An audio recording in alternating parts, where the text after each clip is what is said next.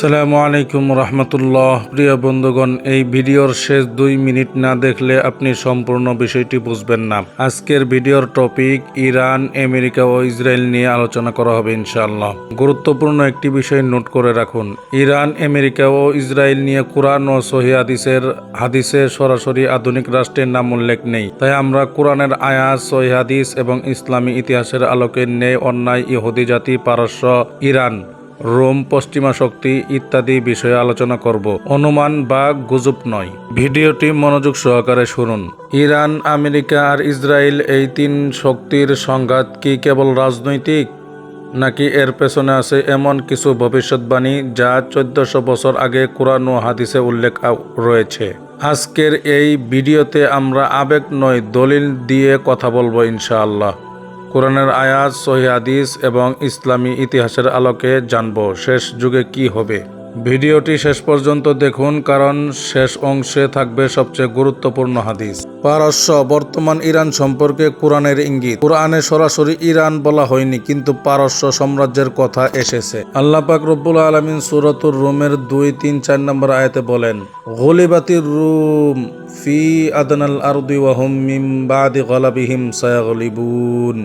অর্থ, রোমানরা পরাজিত হয়েছে, কিন্তু তাদের পরাজয়ের পর অল্প কয়েক বছরের মধ্যেই তারা বিজয়ী হবে। ঐতিহাসিকভাবে এটি ছিল পারস্য শাসনীয় ইরান ও রোমানদের যুদ্ধ। এটি প্রমাণ করে কুরআন ভবিষ্যৎবাণীমূলক ঐতিহাসিক সত্য জানিয়েছে। ইহুদি জাতি ও বনে ইসরায়েল সম্পর্কে কোরআনে কি বলা রয়েছে? ইসরায়েল রাষ্ট্র আধুনিক, কিন্তু কোরআনে বনে ইসরায়েলের ইতিহাস আছে। সূরা বনি ইসরাইলের 4, 5, 6, 7 নম্বর আয়াতে আল্লাহ পাক রব্বুল আলামিন বলেন, ওয়াকাদাইনা ইলা বানি ইসরাঈলা ফিল কিতাবি লা তুফসিদুন্না ফিল আরদি মাররাতাইন। অর্থ, আমি বনি ইসরায়েলকে কিতাবে জানিয়ে দিয়েছি তারা 2 বার পৃথিবীতে বিপর্যয় সৃষ্টি করবে। আয়াতের তাফসীর অনুযায়ী এটি ইতিহাসে 2 বার বড় ধ্বংসের দিকে ইঙ্গিত করে। তবে এটি সরাসরি আধুনিক রাষ্ট্র ইসরায়েলের নয়, বরং ঐতিহাসিক বনি ইসরায়েলের ঘটনা। শেষ যুগে মুসলিম ও ইহুদিদের যুদ্ধ সহিহ হাদিস দ্বারা আলোচনা শুনুন। সহিহ মুসলিম শরীফের 2922 নম্বর হাদিসে রাসূল সাল্লাল্লাহু আলাইহি সাল্লাম বলেন, লা তাকুমুস সাআতু হাত্তা ইউকাতিলাল মুসলিমুন আল ইয়াহুদা। অর্থ, কিয়ামত হবে না যতক্ষণ না মুসলমানরা ইহুদিদের সাথে যুদ্ধ করবে। এখানে ইয়াহুদ শব্দ এসেছে আধুনিক রাষ্ট্র নয়, ধর্মীয় পরিচয়। গুরুত্বপূর্ণ বিষয়, এই হাদিস ভবিষ্যৎ ঘটনা, কারো বিরুদ্ধে বিদ্বেষ ছড়ানোর অনুমতি নয়।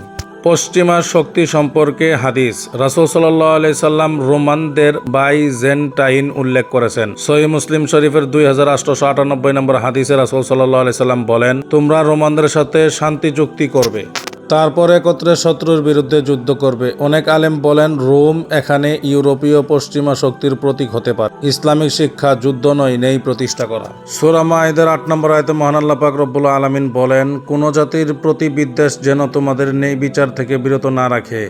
ইসলাম প্রতিশোধ নয়, ন্যায় বিচার শেখায়। ইরান, আমেরিকা, ইসরায়েল এরা ইতিহাসের অংশ, কিন্তু মুসলমানের কাজ ভবিষ্যৎবাণী দিয়ে ঘৃণা ছড়ানো নয়। আমাদের কাজ ঈমান শক্ত করা, জুলুমের বিরুদ্ধে ন্যায় প্রতিষ্ঠা করা। আপনি যদি সত্য ভিত্তিক ইসলামিক বিশ্লেষণ পছন্দ করেন, তাহলে এখনই সাবস্ক্রাইব করুন লাইট অফ দোয়াস চ্যানেলটি। লাইক দিন, কমেন্টে লিখুন, আল্লাহ আমাদের সকলকে হিদায়াত দিন, আমিন। এই ভিডিওটি কারো বিরুদ্ধে ঘৃণা নয়, বরং ঐতিহাসিক ও দলিল ভিত্তিক আলোচনা করা হয়েছে।